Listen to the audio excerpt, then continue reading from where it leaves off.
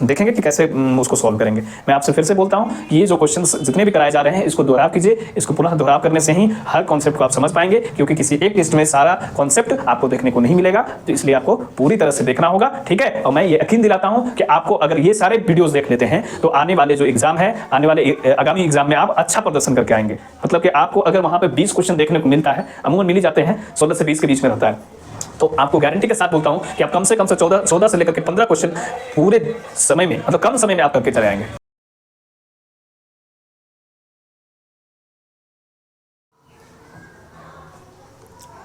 इस क्वेश्चन को सॉल्व करने के लिए का स्पेशल फॉर्मूला है जो डिराइव करके निकाला गया है। मतलब देखिए, उस फॉर्मूला को याद रखिएगा तो ये 2 सेकंड में उड़ा देंगे आप। कहता है 2 वर्ष के लिए 5% प्रति वर्ष दर से साधारण ब्याज और चक्रवृद्धि ब्याज के बीच का अंतर कितनी धनराशि पर ₹25 के बराबर होगा। यहाँ पे 2 वर्ष के लिए है, 5% दर है, साधारण ब्याज और चक्रवृद्धि ब्याज के अंतर करा कितनी धनराशि पर ₹25 के बराबर होगा। इसके लिए आप सिंपल एक फॉर्मूला याद रखिए कि अंतर इज इक्वल्स टू धनराशि जो हमारे पास होगा और R/100 का होल स्क्वायर हो जाता है।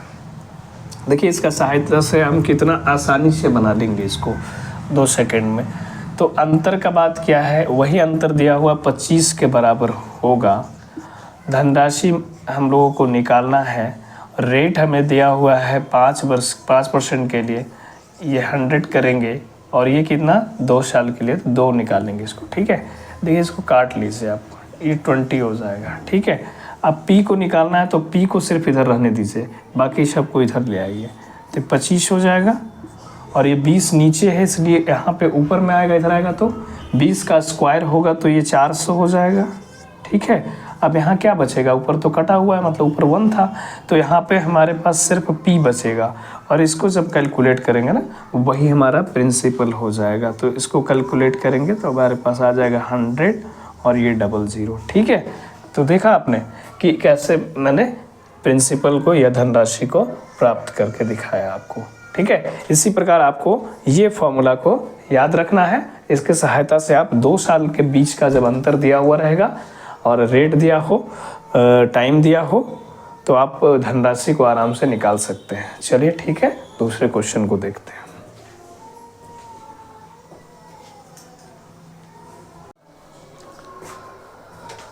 देखिए, इसको सॉल्व करते हैं, ठीक है। बहुत ही आसान प्रश्न, इसको पढ़ेंगे तो समझ में तुरंत आ जाएगा।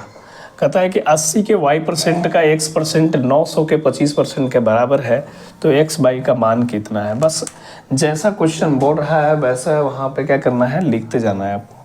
कहता है 80 के y%, 80 है, इसका y%, इसका मतलब हुआ y/100 का x%, x/100, कॉमा है, उसके बाद लिखा हुआ है 900 के 25% के बराबर है।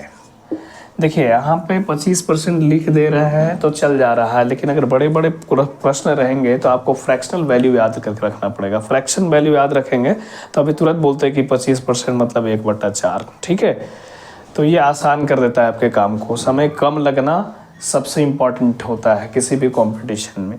तो समय कम लगने के लिए कुछ परसेंटेज पे आधारित जो होते हैं ना नंबर, मतलब उनके फ्रैक्शन वैल्यू को आप याद रखिए। जैसे 1 है तो 100 हो गया 100%, 1/2 है तो 50%, 1/3 है तो 33.33%।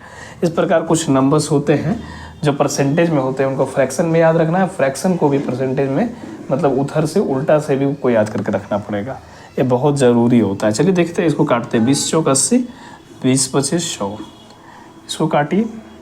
एक बार में इधर से ही काट लेते हैं। देखिए 4 है, 4 से ये कट सकता है, 4 दूना 8, 4 5 20 है ना, 4 दूना 8, 4 5 20 नहीं, 4 दूना 8 और 4 5 20, ठीक है। अब देखिए x/y खोजा है तो x/y तो एक तरफ रखना पड़ेगा, और ये 5 है उसको उधर कर देते हैं, तो 225 को आपको 125 से गुना करना पड़ेगा। ऐसे क्या किया कि 5 को लेकर के 25 से गुना कर दिया तो 125 आ गया और 25 आ गया। देखिए अब ऑप्शन दिख रहा है हमें कि ये वाला होगा। कैसे होगा, क्योंकि 5 आ रहा है लास्ट में, ठीक है। इसको मल्टीप्लाई करेंगे तो 5 ही आने वाला है, तो यहीं पर छोड़ देंगे इस क्वेश्चन को।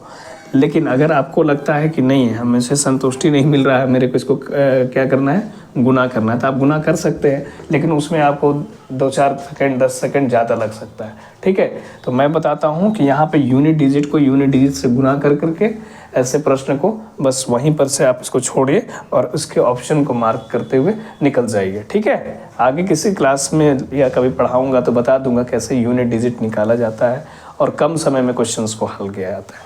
चलिए दूसरे क्वेश्चन में देखते हैं दूसरे क्वेश्चन को।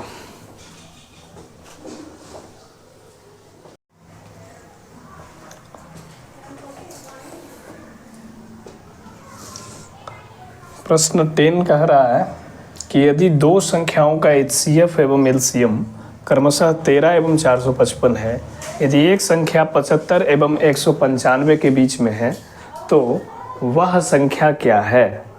आपको एक संख्या कह रहा है कि 75 और 195 के बीच में है तो वह संख्या क्या है। ठीक है, निकालना है। आपके पास एक फार्मूला होगा, फार्मूला याद होगा या नहीं होगा वो आप जानिए, लेकिन मैं यहाँ पे बता देता हूँ आपको कि फार्मूला क्या होता है। उसी पे बेस्ड सारा क्वेश्चन है, ये सारे जो आते हैं इस पैटर्न वाले उसी पे आधारित होता है। तो क्या कहता है कि LCM जो होता है HCF के साथ गुना होने पे वही दो नंबर जिसका आप LCM निकाल रहे हैं या HCF निकाल रहे हैं उसके प्रोडक्ट के बराबर होता है। मतलब LCM गुने HCF is equals to number 1 into number 2 गुना नंबर 2। तो देखिए यहाँ पे क्या बोल रखा है इन्होंने कि 13 है। क्या है 13? छोटा वाला HCF होता है, बड़ा वाला LCM होता है। LCM 455 दिया है, LCM 455, HCF 13 है। तो ये जो A और B है ना, देखिए HCF जो होता है हाईएस्ट कॉमन फैक्टर होता है।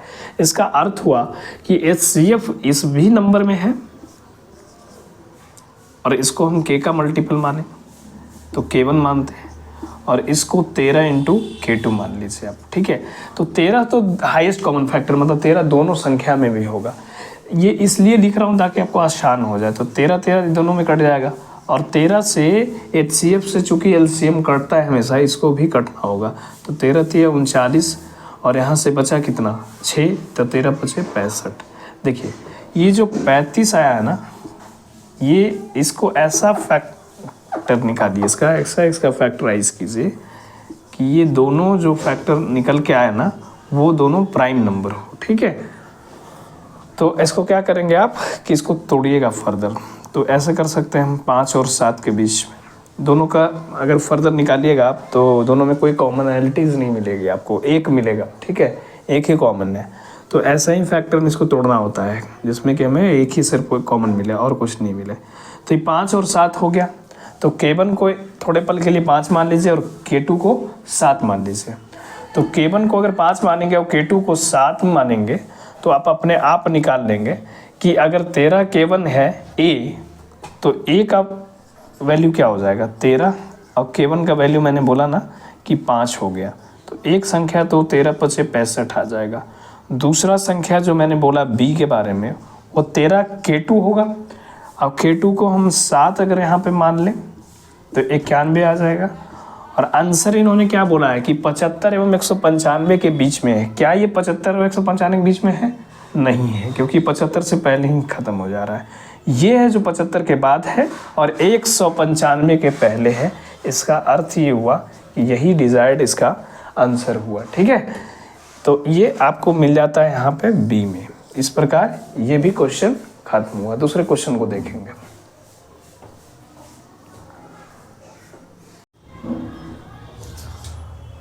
हाँ, ये क्या कह रहा है? तो कहता है यदि 2x + y - 3 = 0 है तो 18x + y³ + 8x³ - 27 का मान ज्ञात कीजिए। देखिए ये वैल्यू दिया हुआ है और आपको इसका मान ज्ञात करना है। ठीक है, कैसे ज्ञात करेंगे इसका मान? आप थोड़ा सा समय में ही आपको क्लिक करना चाहिए, उसको देखिए नहीं कि पकड़िए उसके लक्षण को कि क्या करे इसके साथ कि ये ऑब्टेन हो जाए। ठीक है, ये प्राप्त हो जाए। क्या करना है आपको? ये सोचना है विदिन फ्रैक्शन ऑफ सेकेंड्स, ये सोचना होगा आपको।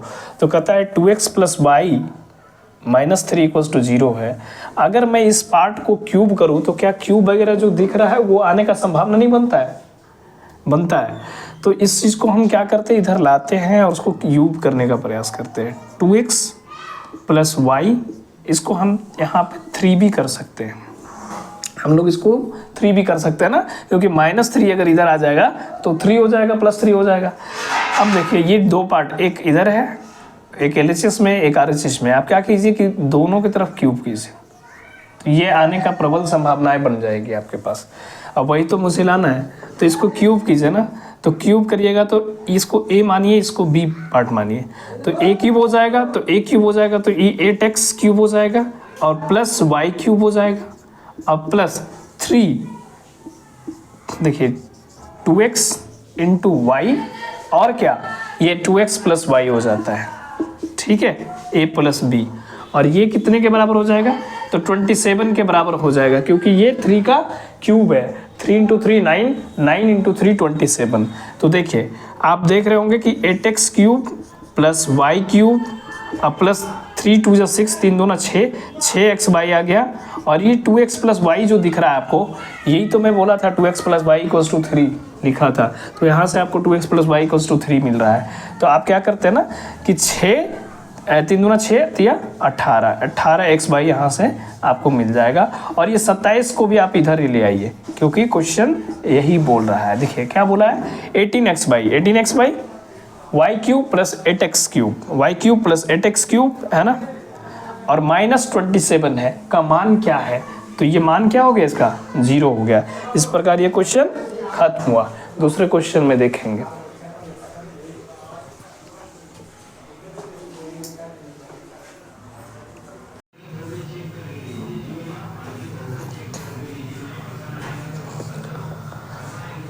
देखिए कहता है कि पाइप ए और पाइप बी क्रमशः 30 मीटर क्यूब पर आवर और 40 मीटर क्यूब पर आवर पर एक टैंक भरते हैं, साथ में वे 4 घंटे में टैंक भरते हैं। टैंक का आयतन ज्ञात कीजिए। देखिए आयतन कुछ नहीं होता है, आयतन को आप समझ सकते हैं कि टैंक का क्षमता, और टैंक का क्षमता जो है वो क्या हो जाएगा, पाइप कितना काम कर रहा है, दोनों पाइप मिलके कितना काम कर रहा है, कितने समय के लिए। तो ये जो 30 मीटर क्यूब पर आवर जो है, 40 मीटर क्यूब पर आवर है, ये क्या हो गया, पाइप का क्षमता हो गया।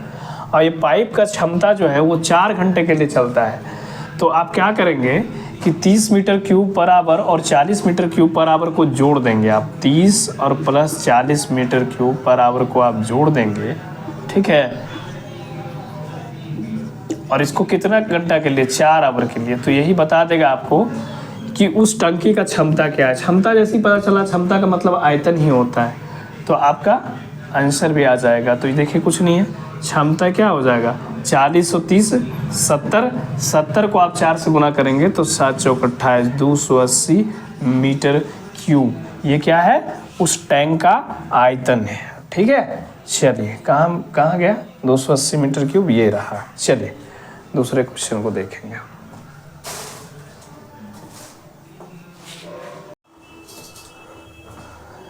चलिए क्वेश्चन नंबर 24 को देखते हैं, ठीक है।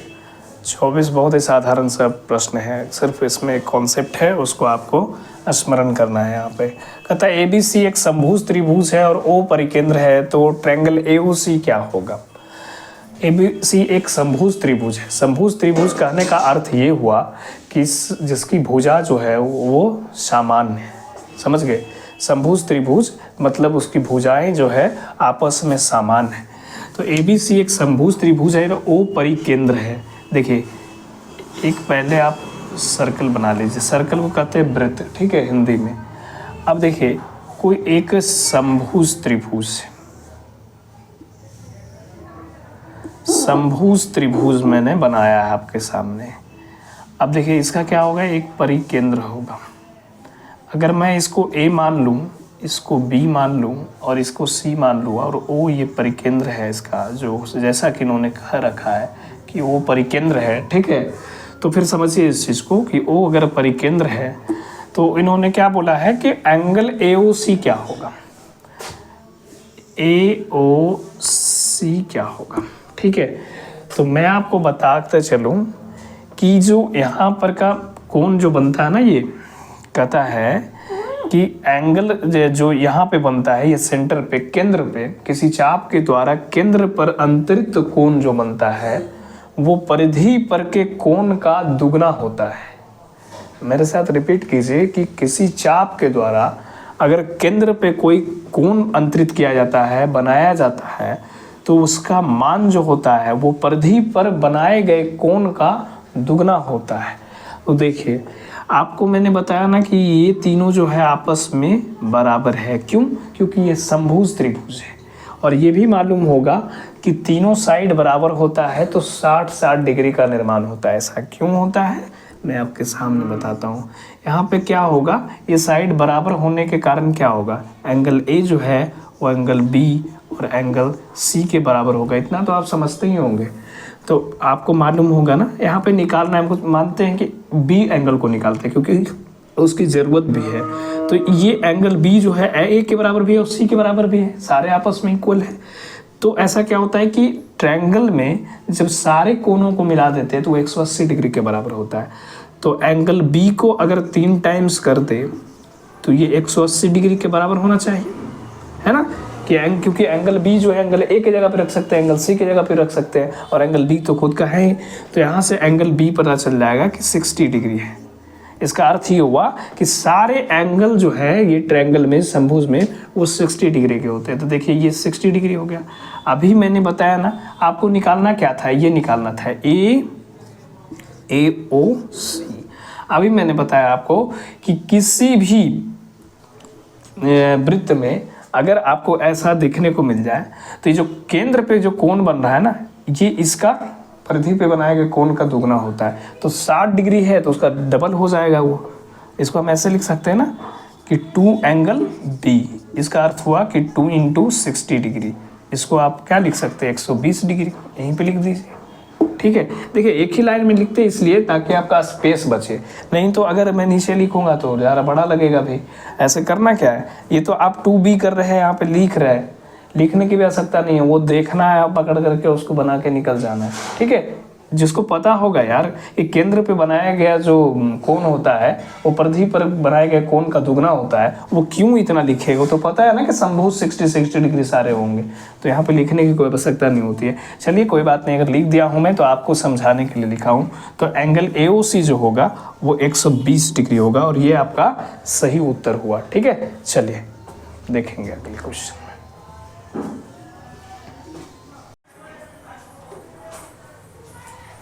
चलिए इस क्वेश्चन को देख लेते हैं। ठीक है, तो ये क्वेश्चन को देखने पे पता चलेगा कि कैसे इसको बनाना है। ये देखिए ग्राफ आधारित क्वेश्चन है।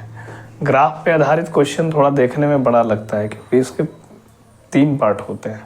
पहला पार्ट तो आपको यहाँ पे देखिए निर्देश वगैरह दिया रहता है कि क्या कहना क्या चाह रहा है, किसका ग्राफ है। फिर दूसरे पार्ट में ग्राफ को आप देखेंगे, ग्राफ बनाया रहेगा। ग्राफ को देखना अति आवश्यक है क्योंकि ग्राफ से ही हमें डाटा पता चलेगा उस पर्टिकुलर ईयर का, मतलब जो भी रहे, ईयर बेस्ड है तो ईयर का, प्रोडक्शन बेस्ड है तो प्रोडक्शन का कैसे है, तो ये चीज़ को समझेंगे। और तीसरा पार्ट होता है क्वेश्चन, कि क्वेश्चन क्या पूछ रहा है। तो क्वेश्चन का जो डेटा होगा वो एक ग्राफ से डाटा वहाँ पे देना होगा। ठीक है, ग्राफ से पता चलेगा कि वो डाटा क्या डिमांड कर रहा है। डाटा को आप ग्राफ से लेंगे और उसको बनाएंगे तो सेकंड में बन जाएगा। देखिए कितना आसान प्रश्न होता है, ये देखिए। कहता निम्नांकित ग्राफ 2005 से 2011 के अवधि के दौरान एक उद्योग के आयात और निर्यात के अनुपात को दर्शाता है। ग्राफ का अध्ययन कीजिए और उसके आधार पर पूछे गए प्रश्न का उत्तर दीजिए। यदि 2009 में कंपनी का आयात 420 करोड़ था तो निर्यात कितना था। किसकी बात कर रहा है, 2009 का। और ये जो देख रहा है ना, ये आयात और निर्यात का रेशियो दिया हुआ है, अनुपात दिया हुआ है। 2009 का बात किया है, तो 2009 का बात 1.4 है। और ये है क्या, आयात और निर्यात का अनुपात है। आयात और निर्यात का अनुपात जो है वो दिया हुआ है 1.4। इसका अर्थ हुआ 14/10। 1.4 था, ठीक है, तो 14/10 लिखे। तो इसको फिर से काट सकते हैं हम आगे, 2 × 7 = 14, 2 × 5 = 10। ठीक है, इसको आप इस प्रकार लिख सकते हैं। अब देखिए यहाँ पे आयात दिया हुआ है 420 करोड़ रुपया, तो 420 करोड़ रुपया जो है वो आयात की जगह पे आप लिख दीजिए। अब यहाँ क्या बचेगा, निर्यात। निर्यात अपने आप निकल जाएगा क्योंकि यहाँ 7/5 हमारे पास है। हम लोगों ने देखा कि 7/5 कैसे लाया था। अब ये 7 को यहाँ से काट दीजिए, 7 छक 42, ये 60 हो जाएगा। इसका अर्थ क्या हुआ कि निर्यात जो है वो 2019 में 6/25 और 300 करोड़ रुपए का निर्यात हुआ होगा। इस प्रकार ये क्वेश्चन समाप्त होता है। ठीक है, तो इस क्वेश्चन में कुछ भी नहीं था। आगे बढ़ते हैं, दूसरे क्वेश्चन को देखते हैं।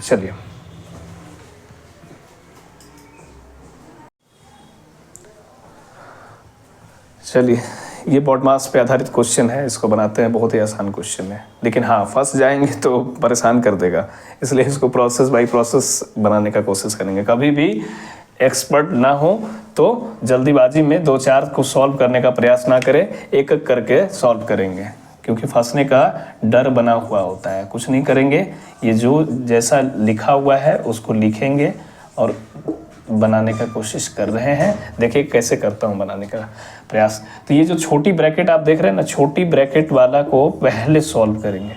तो कुछ नहीं है, छोटी ब्रैकेट में देख रहे हैं 3.1 है और माइनस है 2.3 को गुना किया है 1.02 से।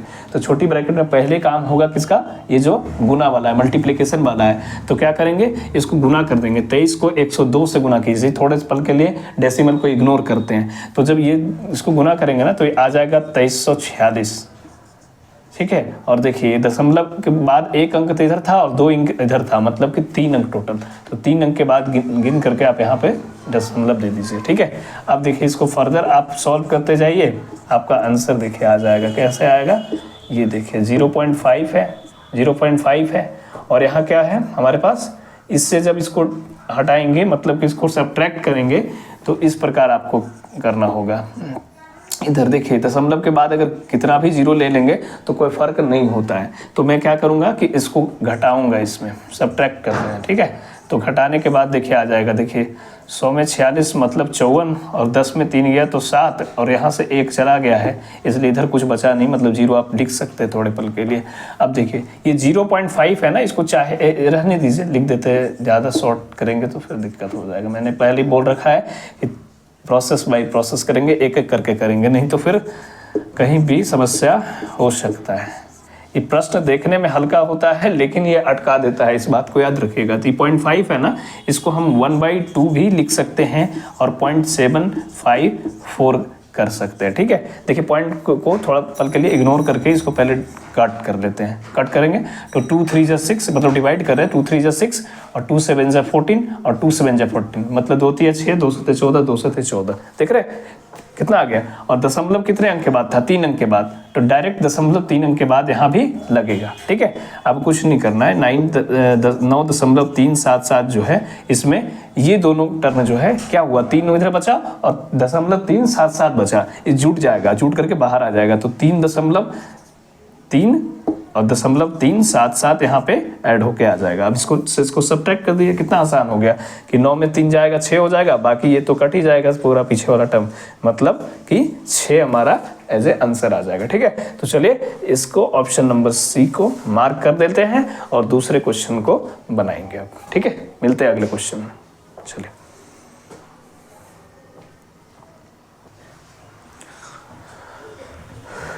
देखिए ये ट्रेन पे आधारित क्वेश्चन है। ठीक है, ट्रेन पे आधारित क्वेश्चन भी बहुत ही आसान होता है, सिर्फ कॉन्सेप्ट को समझना होता है। कॉन्सेप्ट अगर समझ गए तो बहुत ही आसान है, और नहीं तो फिर हर आदमी परेशान है। तो कॉन्सेप्ट को समझिए पहले। ठीक है, देखिए कॉन्सेप्ट को समझे हुए इंसान को इसको स्ट्राइक करने में 2 सेकंड भी नहीं लगता है।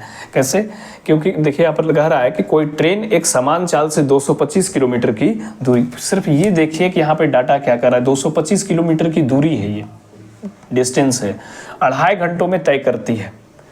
225 किलोमीटर की दूरी 2.5 घंटे में तय करती है। ट्रेन को उसी चाल से 450 किलोमीटर की दूरी तय करने में कितना समय घंटों में लगेगा। सिर्फ आपको एक रिलेशन याद करना है कि ये जो डिस्टेंस है वो स्पीड और टाइम का प्रोडक्ट होता है, गुणनफल होता है, मतलब कि दूरी इक्वल्स टू चाल गुना समय। ठीक है, तो देखिए यहाँ इसने क्या किया कि 225 किलोमीटर की दूरी जो है 2.5 घंटों में तय करती है और ट्रेन को उसी चाल से कर रहा है। तो उसी चाल से पहले चाल तो निकाल लेते हैं। तो चाल अगर यहाँ पे बोल रहा है तो चाल मैं कैसे निकाल सकता हूँ कि दूरी जो दिया हुआ है 225 किलोमीटर को तय करने में कितना समय लग रहा है, इसको 2.5 घंटे का टाइम ले रहा है, मतलब कि 2.5 घंटे को कैसे लिख सकते हैं, 2.5 लिख सकते हैं, 2.1/2 को आप 2.5 लिख सकते हैं। अब इसको आप सॉल्व कर लीजिए फर्दर, तो देखिए क्या हो जाएगा, 0 चला जाएगा और 25 से ये कट जाएगा, 25 नंबर 2 25, मतलब कि 90 आ गया। ये 90 किस में आ गया, किलोमीटर,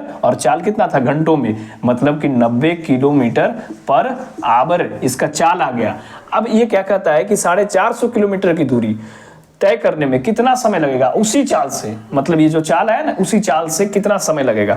अभी मैंने थोड़ा देर पहले बताया ना कि समय जो होता है वो क्या होता है, समय जो है डिस्टेंस बटा स्पीड होता है, मतलब कि दूरी जो है, तो दूरी कितना तय करना है इसको, 450 किलोमीटर, 450 किलोमीटर, और ये क्या था, स्पीड था, चाल था, चाल कितना निकाल के लाए थे, 90 किलोमीटर पर आवर। तो भैया ये किलोमीटर में था और ये 90 किलोमीटर पर आवर में था, किलोमीटर से किलोमीटर कैंसिल, 9 × 5 = 45, 5 घंटा, देख रहे हैं, ये 5 आवर जो है इसको टाइम लगेगा 450 किलोमीटर की दूरी तय करने में, उसी स्पीड से, जिस स्पीड से 225 किलोमीटर की दूरी को 2.5 घंटे में इसने क्या किया था, पूरा किया था।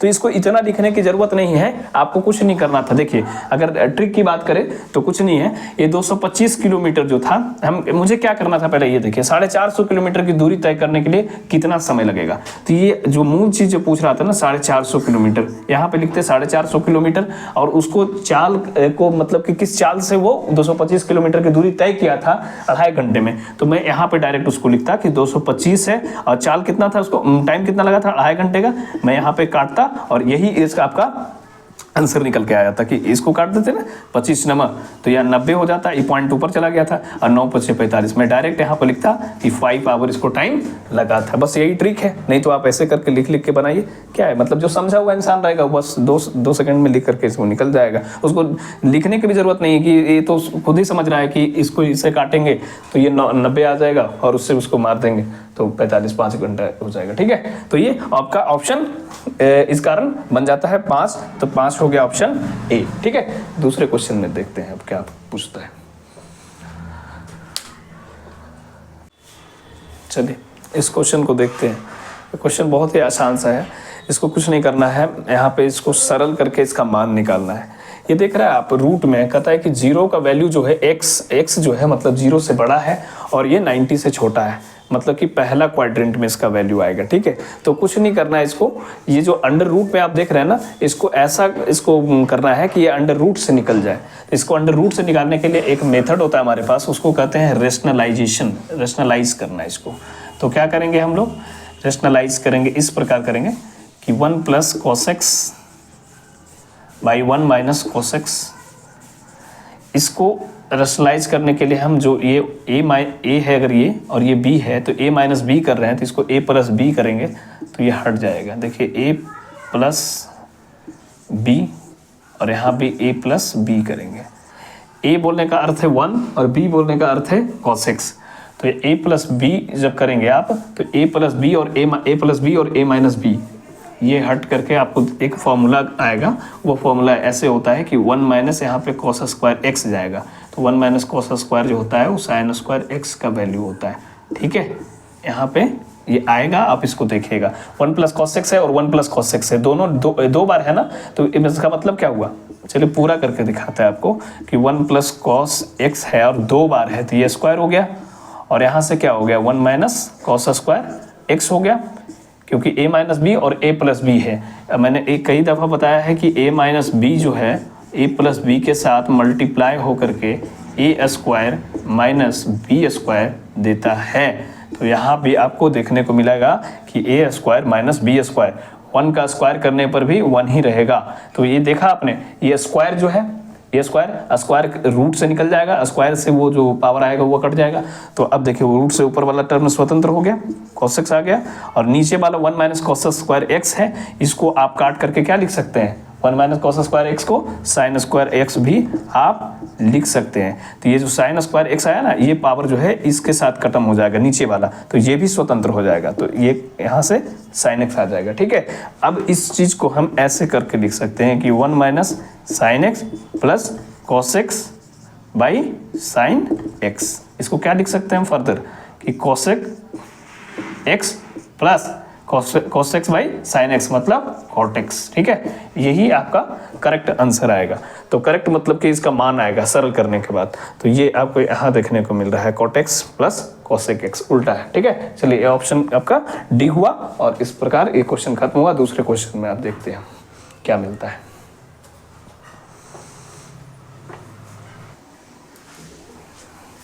चलिए ये बहुत ही अच्छा प्रश्न है, इसको देखिए, इसमें भी कुछ कॉन्सेप्ट है, इसको समझने का प्रयास करेंगे। कहता है यदि 5 क्रमिक पूर्णांकों का योग s है तो उनमें सबसे बड़ा पूर्णांक s से किस रूप से संबंधित होगा, किस रूप में संबंधित होगा, ठीक है। ये इसका रूप है, देखना है कि इस रूप में आता है तो कैसे संबंधित है वो, मतलब इसी रूप में उसको लाना होगा।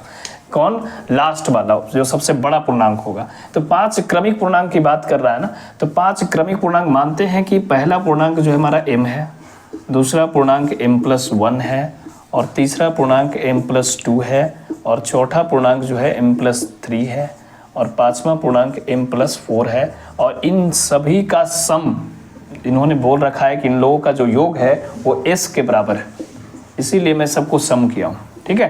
तो देखिए यहाँ से आप जोड़ेंगे ना, तो ये तो 5 है तो 5m आ जाएगा, और प्लस देखिए 1 2 3 3 6 4 10, ये 10 जो है वो यहाँ पे आ जाएगा और ये s के बराबर हो जाएगा।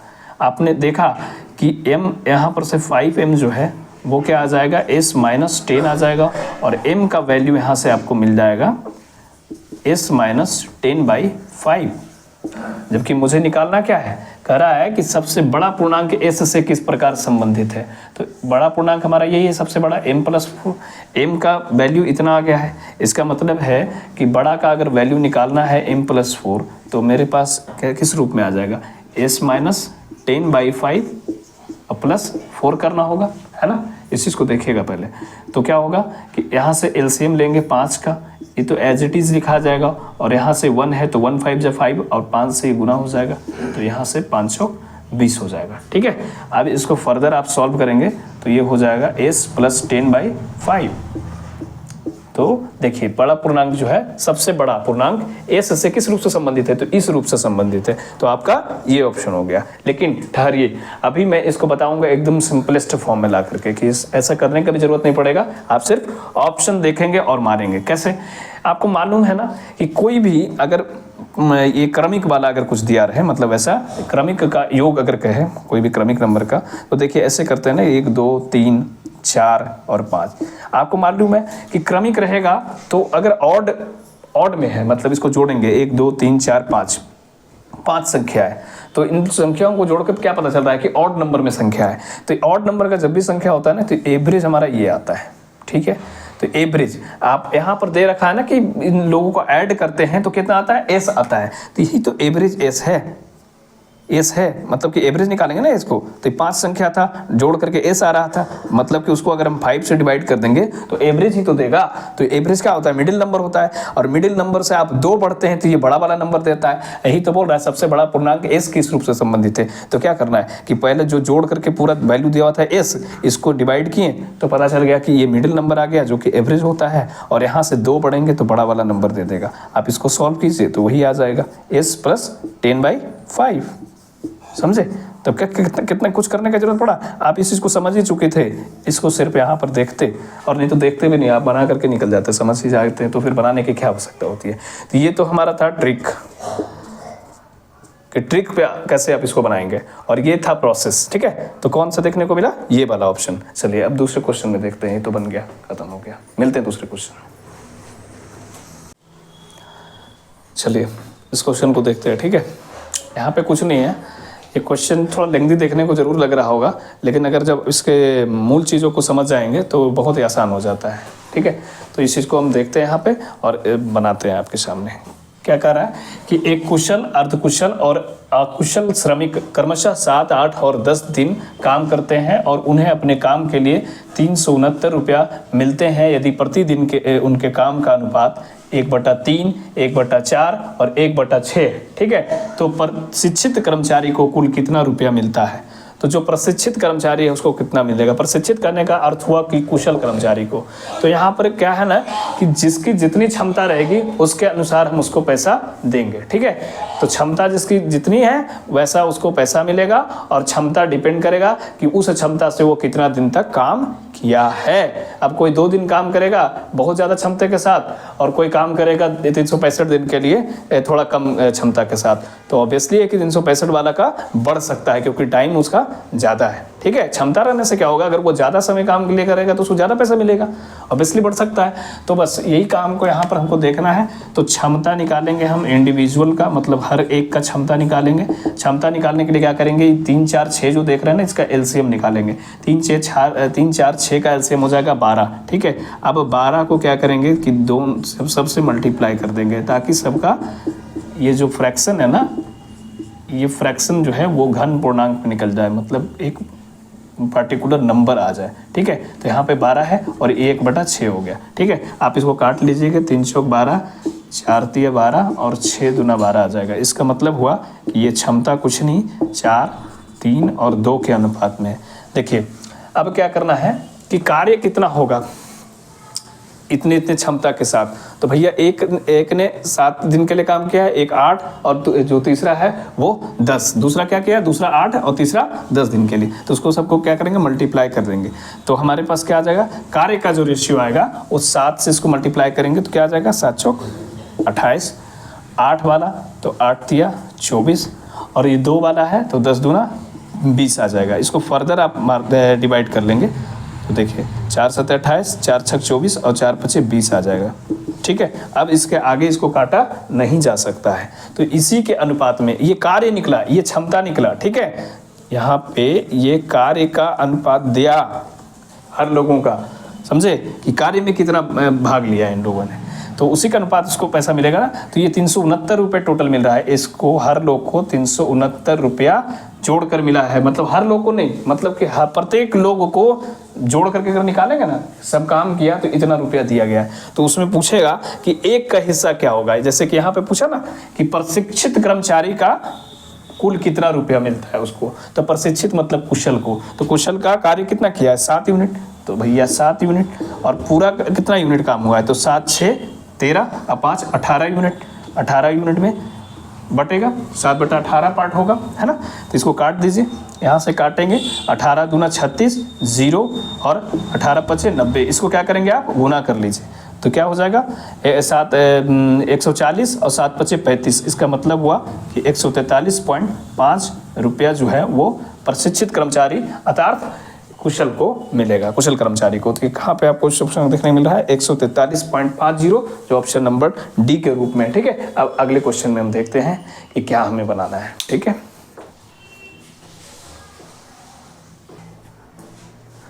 चलिए इसको बनाते हैं, ठीक है। 56 नंबर क्वेश्चन है। क्वेश्चन में कुछ नहीं है, क्वेश्चन को पढ़ेंगे और समझ करके बनाएंगे यहाँ पर, ठीक है। राम 50 रुपये प्रति दर्जन की दर से 40 दर्जन अभ्यास पुस्तिका खरीदा, ठीक है। 40 दर्जन अभ्यास पुस्तिका खरीदा, उसमें से वह 10 दर्जन 15% लाभ पर तथा 30 दर्जन 25% लाभ पर बेच दिया। पूरे सौदे में उससे कितने प्रतिशत का लाभ हुआ, ठीक है। कुछ क्वांटिटी खरीदा है, कुछ को कुछ लाभ पे बेचा है, किसी को कुछ लाभ पे बेचा है। कह रहा है कि पूरे सौदे को कितने % लाभ पर वो बेचा है, ये प्राप्त करना है। ऐसा क्वेश्चन जब भी आएगा तो आप क्या करेंगे कि पहले का जो देख रहे हैं कि 10 दर्जन जो है 15% लाभ पर जो बेचा है उसको 15% आप इधर लिखेंगे। ये लाभ का साइन हम देंगे कि मतलब ये इंक्रीज हुआ है, और 25% में हमें लाभ प्राप्त हुआ है, ठीक है। दूसरे पार्ट में, दूसरा पार्ट का कितना था, 30 यहाँ कहा था 40 दर्जन में 10 दर्जन वो 15% लाभ पर और 30 दर्जन 25% लाभ पर बेच दिया। तो ये 25% मानते कि पूरे सौदे पर उसको लाभ जो है, जो यहाँ पर दिया हुआ नहीं है, तो लाभ को x मानते हैं, ठीक है। तो ये जो 15% पे बेचा था वो कितना था, 10 दर्जन था, और ये 25% पे बेचा था वो 30 दर्जन था, ठीक है। आप देखिए यहाँ से आप अगर काटेंगे तो ये क्या आ जाएगा, 1:3 का अनुपात आ जाएगा। 1.3 के अनुपात में वो सामान को बेचा है, ठीक है। आप क्या करेंगे, ये जो x जो है ना, जिसको माने हैं कि पूरे सौदे पे कितना लाभ हुआ होगा, तो इसको निकालने के लिए हम क्या करेंगे कि यहाँ पे करेंगे, इसको x - 25 कर देंगे, और ये जो 15 - x करेंगे, यही तो रेशियो दिया हुआ है कि 1:3 है, ठीक है। इसके सहायता से हमें ये पता चल जाएगा कि पूरे सौदे पे लाभ कितना % पे लाभ हुआ है, ठीक है। तो इसको सॉल्व कीजिए, तो यहाँ से आ जाएगा 3x -25 थी 75, और यहाँ से आ जाएगा 15 - x, ये x जाएगा इधर तो ये हो जाएगा 4x, और वो 75 जाएगा उधर तो वो हो जाएगा 90, है ना। 75 और 15 90, 70 80 10 90, ठीक है। अब इसको काट लीजिए तो ये कितना आ जाएगा 22.5 आ जाएगा, ठीक है, क्योंकि 4 दूना 8 और 4 दूना 8, और यहाँ से क्या बचेगा 2, तो 4 5 20, तो 22.5 जो है ये % पे ये पूरे सौदे को बेचा है, मतलब इतना लाभ पर, ठीक है। तो ऐसे ही इस क्वेश्चन को बनाना होता है आपको। चलिए अब दूसरे क्वेश्चन को देखते हैं या बनाएंगे।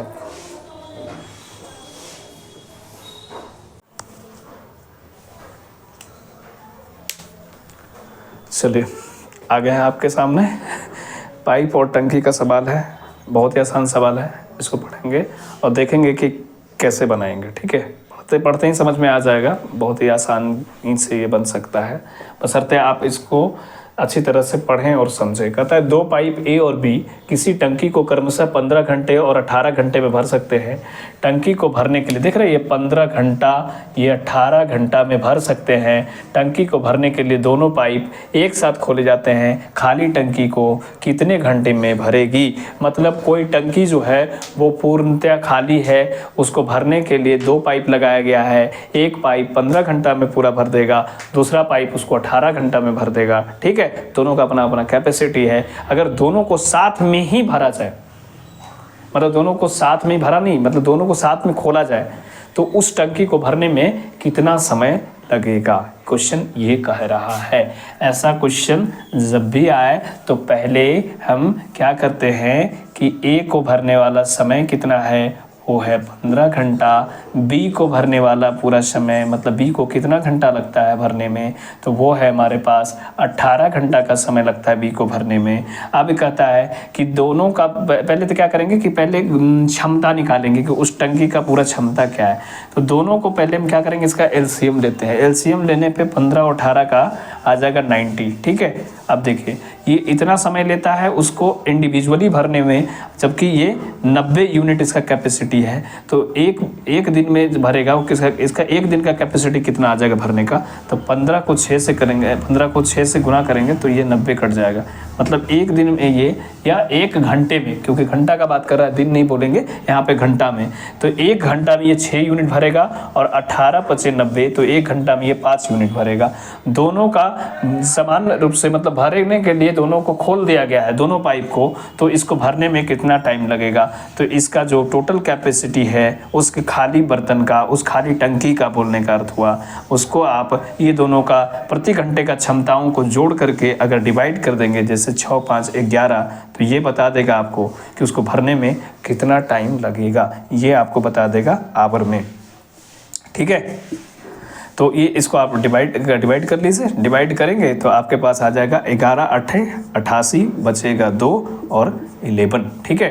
8.2/11 आवर जो है इसको भरने में लगेगा, जब दोनों टंकी, मतलब टंकी को भरने के लिए दोनों पाइप को खोलेंगे तब। ये देखिए ऑप्शन आपका यहाँ देखने को मिल रहा है, ऑप्शन डी, ठीक है। अब दूसरे को देखते हैं, दूसरे क्वेश्चन को देखते हैं। चलिए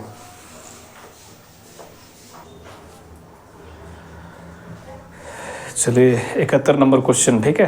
ये आपका लास्ट क्वेश्चन है, इसको देखते हैं किस प्रकार इसको अप्रोच करना चाहिए। तो कहता है 328 और 451 और एक और है 697 का महत्तम समाप्त वर्तक x है, तो x का मान कितने के बीच में होगा? ये देखिए 48 52 48 44 48 36 40 40 44, इसके बीच में होना चाहिए उसका महत्तम समाप्त वर्तक, ठीक है। तो महत्तम समाप्त वर्तक जब भी ऐसा बोले तो आप तीनों संख्या को आप यहाँ पे लिखेंगे इस प्रकार, और क्या करेंगे, इनके बीच का डिफरेंस निकाल लीजिए। इनके बीच का डिफरेंस कैसे निकलेगा? जब बड़ा से छोटा को घटाएंगे आप, तो देख 11 से 8 जाएगा 3 हो जाएगा, और 5 है तो यहाँ से 1 चला गया है तो 4 से 2 हो जाएगा, और यहाँ पर क्या बचेगा हमारे पास 1 बच जाएगा। यहाँ का डिफरेंस निकालिए तो 6 हो जाएगा, 9 में 5 जाएगा 4 हो जाएगा, और 6 से 4 जाएगा तो 246 हो जाएगा। देखिए 123 भी जो है ना वो एक प्राइम नंबर है, लग रहा है प्राइम नंबर, आपको लगेगा कि एक प्राइम नंबर है, लेकिन जब इसको आप काउंट करेंगे 3 2 5 1 6, 6 है, इसका मतलब ये 3 से भी कट रहा है, 6 से भी कट रहा है, ठीक है। तो ये 6 से नहीं कटेगा, 3 से कटेगा, ठीक है। 6 से कटने के लिए यहाँ पर 2 होना चाहिए, सॉरी। तो इसको क्या करेंगे ना कि ये सबसे छोटा लग रहा है और ये क्या है, सबसे बड़ा है, तो ये कट रहा है, इसके कारण प्राइम नंबर है नहीं। लगता है कि प्राइम नंबर हो सकता है लेकिन प्राइम नंबर है नहीं।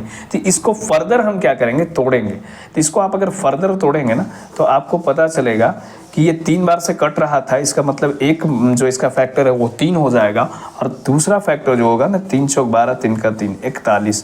देख रहे, इसमें इन्होंने क्या बोला है कि मुझे बताइए कि कितने के बीच में होगा इसका HCF। तो HCF किसके बीच में होगा, ये 41 नंबर आ रहा है। क्या 40 और 44 के बीच में ये नंबर दिख रहा है आपको? तो यही आपका ऑप्शन हो जाएगा। 36 40 में नहीं है, 44 48 के बीच में भी नहीं है, 48 52 के बीच में भी नहीं है। ये नंबर सिर्फ और सिर्फ 41 में आपको देखने को मिल रहा है।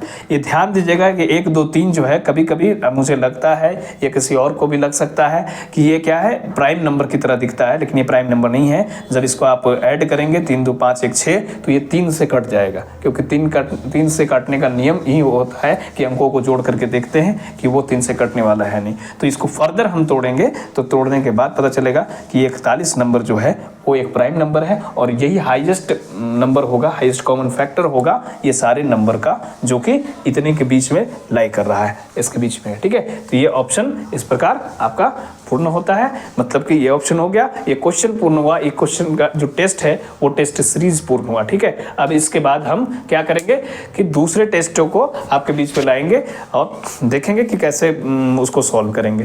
मैं आपसे फिर से बोलता हूं कि ये जो क्वेश्चंस जितने भी कराए जा रहे हैं इसको दोहराव कीजिए। इसको पुनः दोहराव करने से ही हर कॉन्सेप्ट को आप समझ पाएंगे, क्योंकि किसी एक टेस्ट में सारा कॉन्सेप्ट आपको देखने को नहीं मिलेगा।